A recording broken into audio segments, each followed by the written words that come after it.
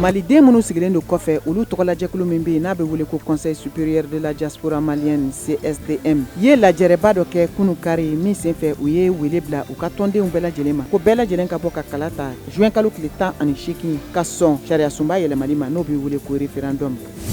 Burkina Faso kunnafoni di so min sigilen do u ka duguduguli ko sɛgɛsɛgɛli kama n'a bɛ wele ko journal burkinabé d'investigation n'a tun datuguna nin y'a kunɲɔgɔn kelen jamana ɲɛmɔgɔw fɛ dayɛlɛnna ko kura min kunnafoniw lasera kunu kari fɛ min bɛ wele ko SEP. Congo RDC jɛkulu maramafɛntigiw binna kɛlɛ ɲɛbolilaw sigiyɔrɔ dɔ kan u ka jamana kɛ ka yanfan ka taa kɔrɔnfɛn fan fɛ mɔgɔ 40 ani mɔgɔ 1 de nin bɔnɛna min kunnafoni dira a marabolo ɲɛmɔgɔ dɔw fɛ bin tɛnɛn sɔgɔma.